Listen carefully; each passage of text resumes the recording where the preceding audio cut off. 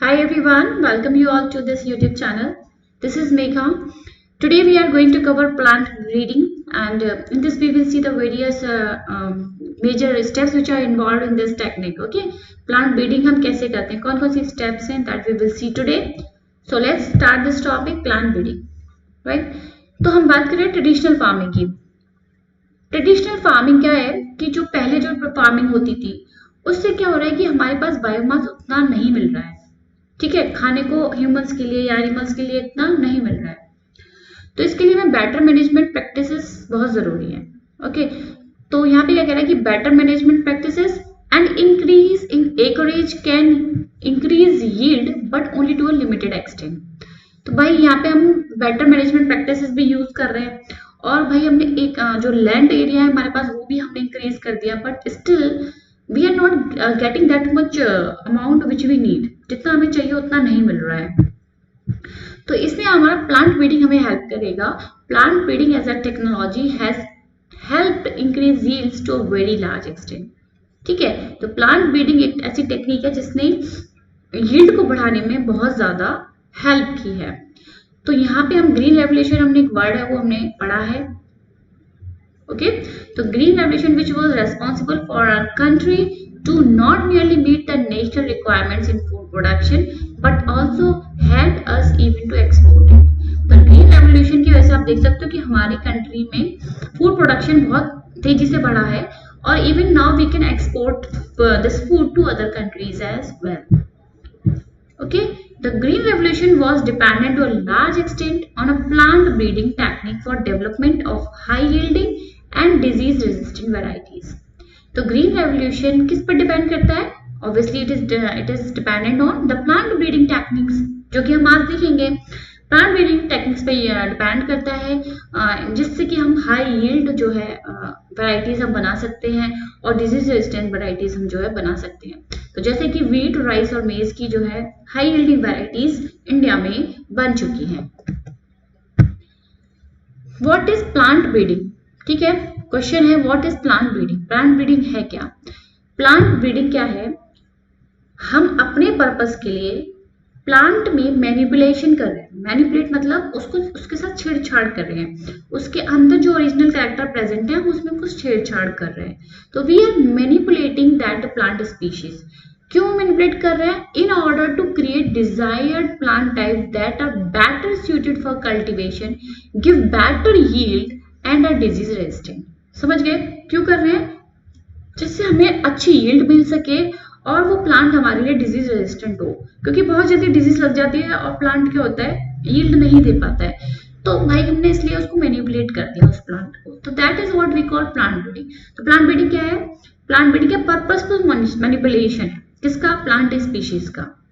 ठीक है, जिससे हम एक ऐसा प्लांट बना सके जो कि बेटर suited हो फॉर कल्टीवेशन के लिए, जो हमें बेटर यील्ड दे सके, and also it is disease resistant.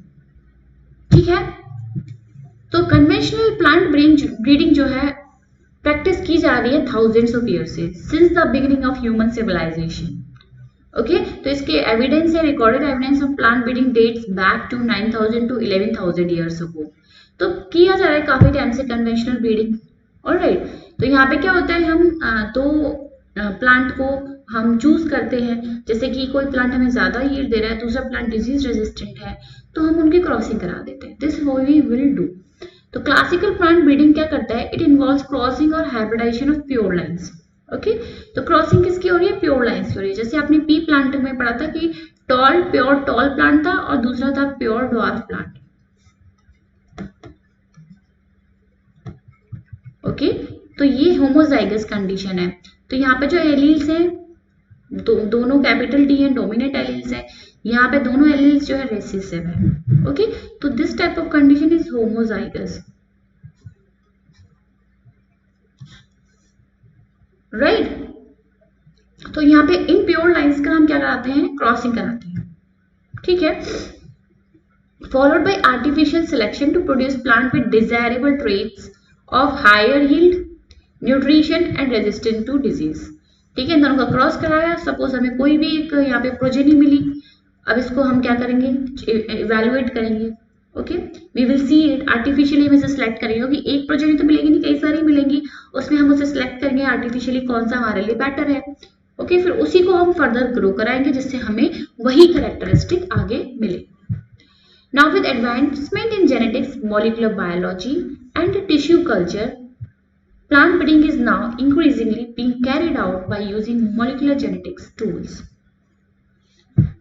ठीक है, तो प्लांट ब्रीडिंग अब इतनी तेजी से इंक्रीज हो रही है just because we are using molecular genetic tools like your PCR technique we are using, we are doing gel lactophoresis, now we have restriction enzyme, we have vectors। तो ये हमने बायोटेक्नोलॉजी में हमने ऑलरेडी कवर किया है कि हम क्या क्या टूल्स यूज करते हैं जेनेटिक इंजीनियरिंग में, है ना।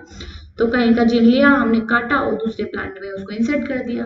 तो अब क्या करते हैं, हम ऐसे करते हैं, पहले क्या कराते थे, क्रॉस ब्रीडिंग कराते थे, उन प्लांट्स की क्रॉसिंग कराते हैं। ठीक है, अब हमें क्या लगता है कि सपोज ए प्लांट है और ये बी प्लांट है, हमें बी प्लांट में कोई कैरेक्टरिस्टिक है जिसके डीएनए में वो जीन प्रेजेंट है जो इसको डिजीज रेजिस्टेंट बना रहा है, तो हमने उस जीन को काटा और इस प्लांट में इंसर्ट कर दिया। This we are doing nowadays. ठीक है, तो अब यहाँ पे कुछ अब पूछा है, if we were to list the traits of character that the breeders have tried to incorporate into the plant, कि भाई ब्रीडर को कोई कैरेक्टर प्लांट में डालना है, तो ऐसे कौन कौन से हम ट्रेट हम चाहेंगे कि इस प्लांट में आए, कौन कौन सी चीजें हम देखेंगे उस प्लांट में। ऑब्वियसली पहले तो हम यील्ड देखेंगे कि यील्ड दे रहा है कि नहीं दे रहा है, फिर हम ये देखेंगे कि वो उसका टॉलरेंस लेवल कैसा है एनवायरमेंटल स्ट्रेसेस के लिए। ठीक है, कहीं क्या वो ड्रॉट कंडीशन में जिंदा रह सकता है, क्या वो एक्सट्रीम टेम्परेचर में जिंदा रह सकता है, तो we will see the environmental stresses. तो एक ब्रीडर के लिए क्या वो कैरेक्टर्स हैं, क्या वो ट्रेड्स हैं जो वो उस प्लांट में देखेगा। फिर ये भी देखेगा कि रेजिस्टेंस टू पैथोजन है कि नहीं है, and increase tolerance to insect pest would also be in that list. Okay, तो ये सब चीजें वो ब्रीडर जो है उसमें देखेगा। ऑब्वियसली यील्ड देखेगा, अच्छी यील्ड देता है कि नहीं, एनवायरमेंटल स्ट्रेसेस से कोप अप कर सकता है कि नहीं, पैथोजेंस के लिए रेजिस्टेंस है कि नहीं। ओके, तो ये सब चीजें ब्रीडर जो है उसमें देखेगा।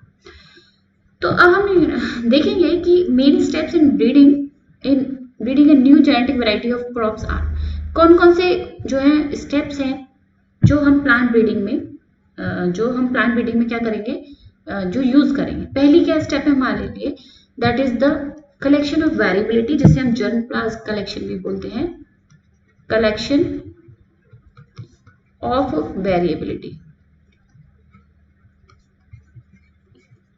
ठीक है, तो जैसे आपने मैंडल का देखा था, मैंडल ने क्या किया, पी प्लांट की जितनी भी वैरायटी है, छोटी है, बड़ी है, पर्पल फ्लावर दे रही है, व्हाइट फ्लावर दे रही है, या सीड ग्रीन है या येलो है, मतलब जितनी भी वैरायटी थी बी की, उसने क्या किया, वो सारी वैरायटी कलेक्ट कर ली। ओके, सारी वैरायटी हमने उस प्लांट की कलेक्ट कर ली। This is what we call germplasm collection. तो हमने बहुत सारी वैरायटी उस प्लांट की कलेक्ट कर ली। ठीक है, राइट, हमारी इंडिया में कौन सा हो रहा है, बाहर की कंट्री में कौन सा हो रहा है, तो उस प्लांट की हमने सारी वैरायटी कलेक्ट कर ली, और इसी को हम बोलते हैं जर्म प्लाज्म कलेक्शन। ठीक है, दूसरा स्टेप हम करेंगे, कलेक्ट तो कर लिया, और हम इसमें से हम देखेंगे कि भाई हमारे लिए कौन सा सही है। ठीक है, सारे जरूरी तो ही ना है। Evaluate and selection. ठीक है, सेकंड स्टेप आप क्या देखेंगे, evaluation and selection of parents. तो हमने इवेल्युएट करा कि हमारे लिए सपोज ये अच्छा है और ये अच्छा है, तो हमने इवेल्युएट करा और सिलेक्ट कर लिया। इवेल्युएशन एंड सिलेक्शन, ये मैं शॉर्ट में बता दे रही हूँ। पहले क्या क्या करना है, तो सपोज हमने ये हमारे ए और बी हमारे काम के पेड़ हैं, हमने इनको सिलेक्ट कर लिया। सिलेक्ट करने के बाद we will do the cross hybridization, इनकी हम क्रॉसिंग करा देंगे, है ना, क्रॉस हाइब्रिडाइजेशन करा दिया हमने इनका। ओके, तो इन दोनों प्लांट की क्रॉसिंग करा दी और हमें क्या मिल गया, प्रोजेनी मिल गई। ठीक है, तो थर्ड स्टेप क्या किया हमने, cross hybridization among the selected parents. तो उन सिलेक्टेड पेरेंट्स का हमने क्या करा दिया, क्रॉसिंग करा दिया। बट क्रॉसिंग कराने के बाद हमें जो प्रोजेनी मिली है, फिर उसे भी तो हम देखेंगे, सिलेक्ट करेंगे। ओके, इतने सारे जो प्रोजेनी मिलेगी उनमें से 1000 में से एक ही ऐसी मिलेगी जिसमें वो डिजायरेबल कैरेक्टर आएंगे। ओके, आपको सारे प्लांटों में वो कैरेक्टर शो नहीं करेगा, बहुत ही कम चांसेस होते हैं कि वो कैरेक्टर जो हम चाहते हैं वो आए। फिर से हम सिलेक्शन करेंगे, selection and testing of superior recombinants. तो फोर्थ स्टेप क्या है? Selection, selection of superior recombinants. Okay, तो न्यू रिकॉम्बिनेंट्स मतलब जिसमें नया कॉम्बिनेशन आ गया, तो रिकॉम्बिनेंट्स हो गए। तो हमने इस प्रोजेनी, हमें जितनी भी मिली, हमने बहुत सारी प्रोजेनीज मिली हैं, इनमें से हमने क्या किया, सिलेक्ट कर लिया कि हमारे लिए कौन सी बेटर है, राइट? कौन सी हमें यील्ड ज्यादा दे रही है, या किसमें हमारा प्रोटीन कंटेंट ज्यादा है, जो भी हमारी चॉइस की चीजें थी, हमें चाहते थे ये आ जाए, तो वो हमें अब सिलेक्ट करना है। ठीक है, तो आपने देखा सिलेक्शन आपने यहाँ किया, एक सिलेक्शन हमने यहाँ कर लिया। अब हमने इनका सिलेक्शन कर लिया है, हमारे लिए जो बेटर था उसकी हम टेस्टिंग करेंगे। ठीक है, टेस्टिंग की जाती है, पहले तो रिसर्च एरियाज में की जाती है, फिर फार्मर लैंड में की जाती है 2-3 सीजन तक, तब जाके फिर हम उसे कमर्शलाइजेशन उसका करते हैं। ठीक है, तो ये आप देख सकते हैं, टेस्टिंग करते हैं, फिर रिलीज करते हैं, and commercialisation of new cultivars. तो ये 5 स्टेप क्लियर है।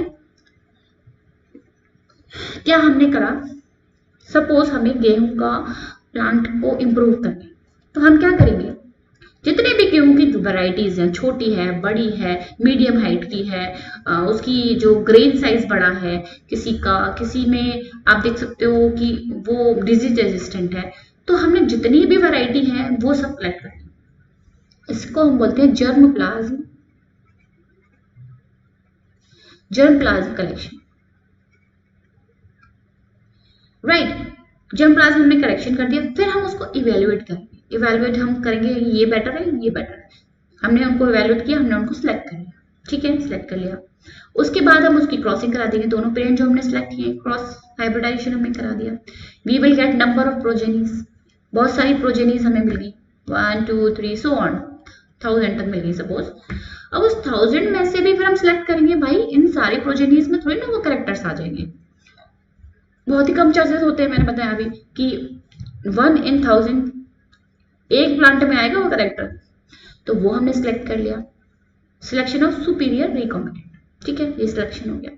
अब भाई इसकी टेस्टिंग की जाएगी कि ये सुटेबल है कि नहीं है, ये रिसर्च एरिया में इसको ग्रो कराएंगे, फिर इसको फार्मर फील्ड में 2-3 सीजन तक ग्रो कराएंगे, फिर इसको भेज दिया जाएगा कमर्शलाइजेशन के लिए। सिंपल सा यही फंडा है। Now we will see all the steps in detail. First is the collection of variability. Collection of variability में क्या देख रहे हैं आप कि genetic variability is the root of any breeding program. भाई हमारे पास जब तक जेनेटिक वेरिएबिलिटी नहीं होगी तब तक हम सिलेक्ट करने के लिए हम पे क्या होगा, कुछ नहीं है कि नहीं? तो भाई जीन्स में वेरिएशन होना चाहिए, कोई प्लांट यील्ड अच्छा कर रहा है तो कोई प्लांट हमें डिजीज रेजिस्टेंट है, तो भाई जेनेटिक वेरिएबिलिटी जब तक नहीं होगी जब तक हमारे पास कुछ भी नहीं है प्लांट ब्रीडिंग प्रोग्राम के लिए। Is it clear? तो this is the root of any breeding programme. Genetic variability क्या है, रूट है कोई भी ब्रीडिंग प्रोग्राम की। In many crops, pre-existing genetic variability is available from wild relatives of the crop. तो बहुत सारे ऐसे क्रॉप्स हैं जिनमें क्या है, प्री एग्जिस्ट मतलब पहले से ही वो जेनेटिक वेरिएबिलिटी एग्जिस्ट कर रही है जो उनके वाइल्ड रिलेटिव क्रॉप में थी। ठीक है, जो वाइल्ड रिलेटिव मतलब वो कहीं भी ग्रो हो जाते हैं, है ना, डिजीज रेजिस्टेंट भी हैं और कोई भी एनवायरमेंट में ग्रो कर रहे हैं इजिली, वो अपने आप ही ग्रो कर ले, मतलब आपको ग्रो कराने की जरूरत नहीं पड़ रही, तो वो वाइल्ड रिलेटिव हो गया। तो बहुत सारे क्रॉप में तो वो आ जाती है। देन हमें क्या करना है, collection and preservation of all the different wild varieties, species and relatives of the cultivated species. ठीक है, is a prerequisite for effective exploitation of natural genes. भाई आप नेचुरल जीन के साथ छेड़छाड़ कर रहे हो, ओके, तो भाई आपको एक्सप्लॉयट नहीं करना है, आपने जो कलेक्ट किए हैं प्लांट्स उनको सेव करके रखना है, प्रिजर्व करके रखना है, उनको एक्सप्लॉइट नहीं करना है। That is also utmost important, collection and preservation of different wild varieties. जो भी वाइल्ड वैरायटीज आपने कलेक्ट किए हैं आप उनको प्रिजर्व करके रखेंगे, क्योंकि अगर बाई चांस कोई गड़बड़ हुई तो हमारे पास वाइल्ड वैरायटी अवेलेबल है। ठीक है, तो एंटायर कलेक्शन प्लांट का या उसके सीड का having all the diverse allele of all the genes in a given crop is called germplasm collection। तो वही चीज है germplasm collection, इसमें हमने entire collection कर लिया है, मतलब जितनी भी varieties थी, variability थी, genetic variability जिन प्लांट्स में, जैसे wheat में जितनी भी थी या आपके पास pea में जितनी भी थी, जो भी प्लांट की हम बात कर रहे हैं उस सारे प्लांट्स को हमने कलेक्ट कर लिया, उसके या तो हमने सीड्स को कलेक्ट कर लिया या प्लांट को कर लिया। ओके, तो this is what we call germ plants collection. Then evaluation in selection of parents. तो जर्म प्लांट जो हमने कलेक्ट किए हैं उसको इवैल्यूएट करेंगे so as to identify plants with desirable combination of character. Evaluate करेंगे कि भाई हमारे को कौन से कैरेक्टर्स हमें चाहिए जो हमारे लिए डिजायरेबल है। The selected plants are multiplied. अब भाई हमारे पास तो एक ही या दो प्लांट होंगे, तो उस प्लांट का हम क्या करेंगे, मल्टीप्लाई करेंगे कि हमारे पास ऐसा ना हो एक ही प्लांट हो, अगर उससे नहीं हो पाया काम तो हमारे पास प्लांट ही नहीं है, तो उसको मल्टीप्लाई कर लेंगे। ठीक है, कई सारे प्लांट बना लेंगे उसके। Multiplied and used in the process of hybridization, फिर अब उनको यूज करेंगे। So pure lines are created wherever desirable and possible.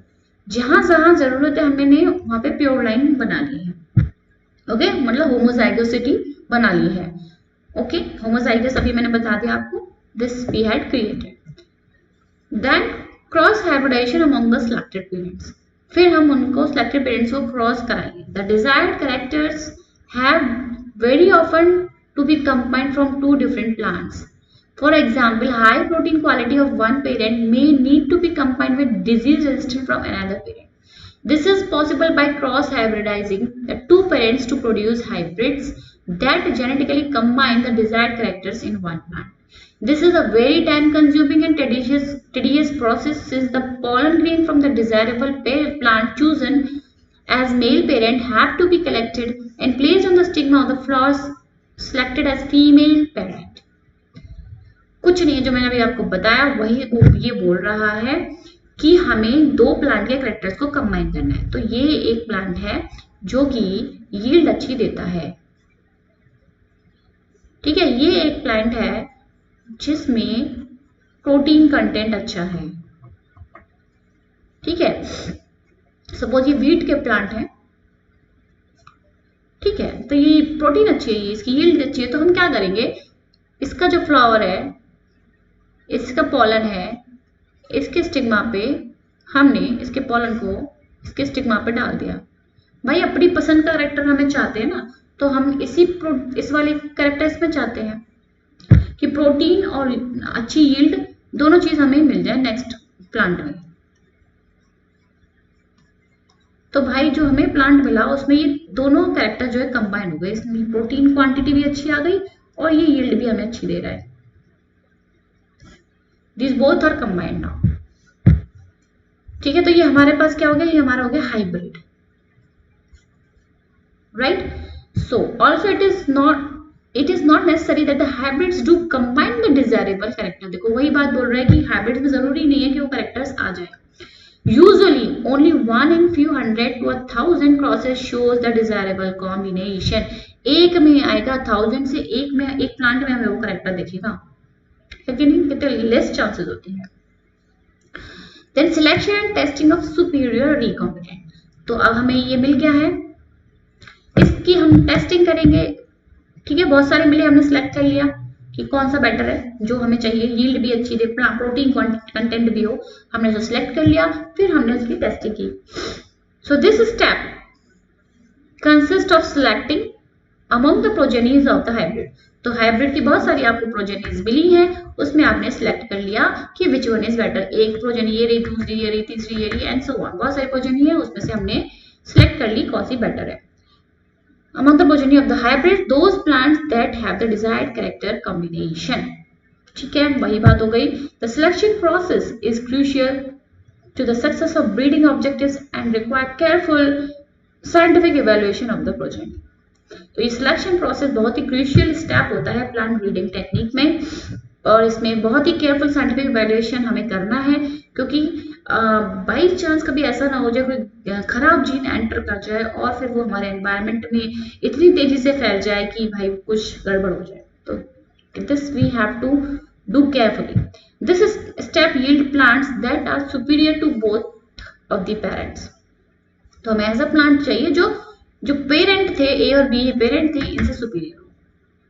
Okay, so these are self pollinated for several generation till they reach a state of uniformity.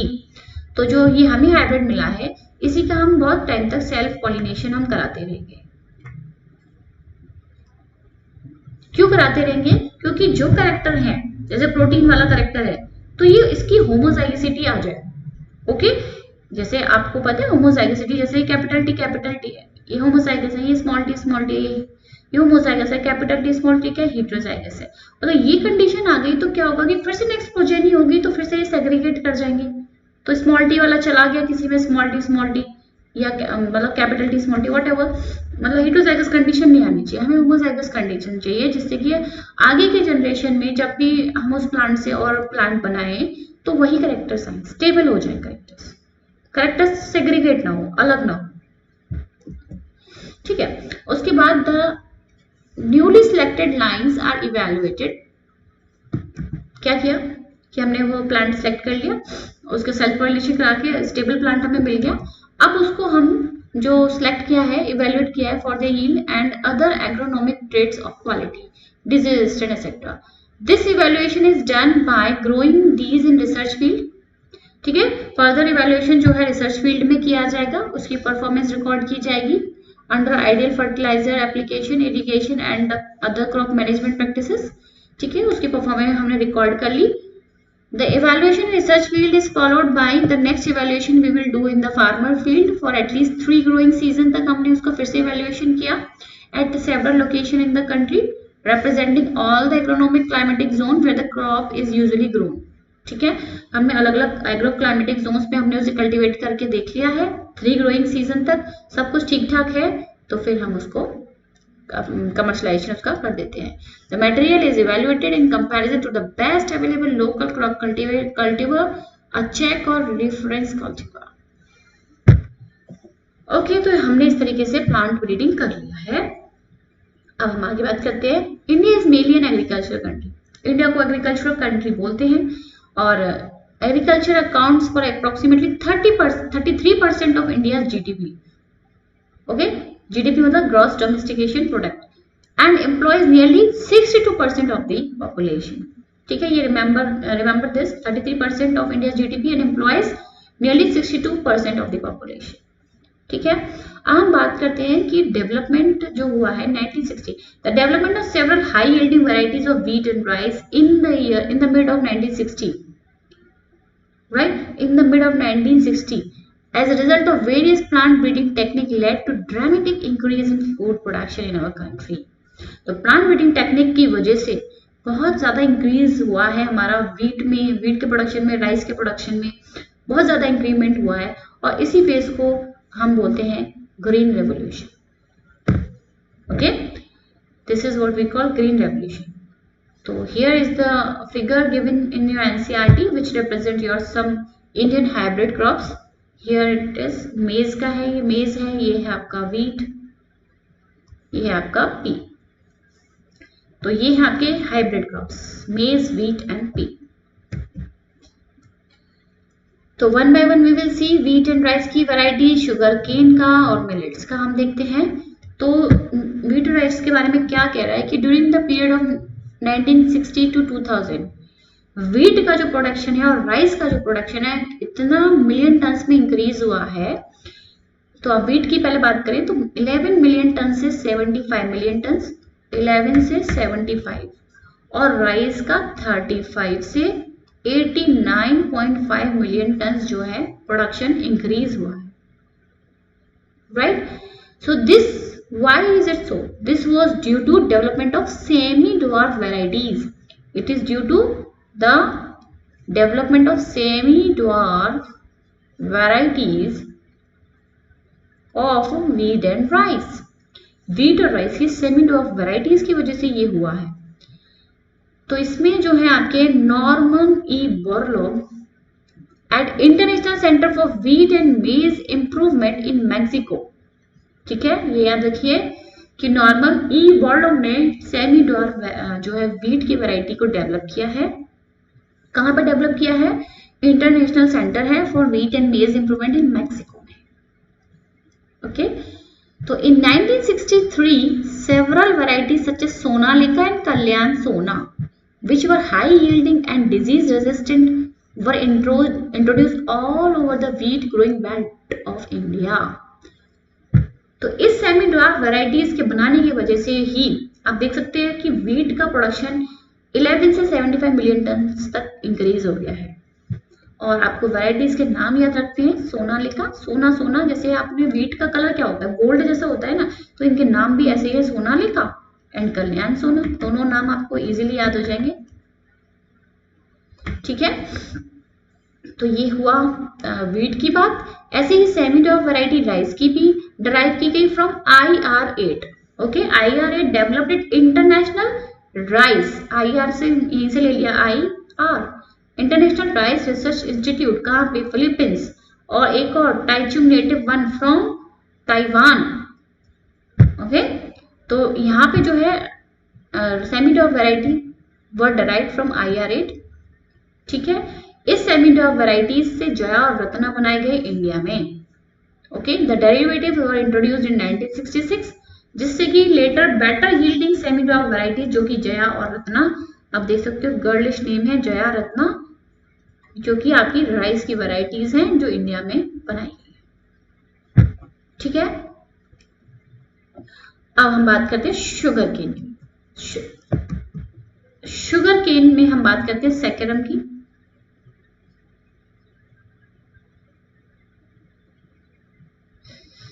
ऐसे आ रही है saccharum. Saccharum क्या है, इसका जीनस है, और स्पीशीज है इसकी बारबेरी।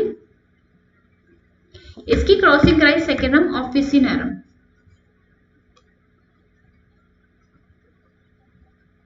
ठीक है, सैकरम बारबेरम कहाँ मिलेगा, बारबेरम, बारबी से याद रखिए कि बारबी जो है नॉर्थ इंडिया में काफी यूज होती है,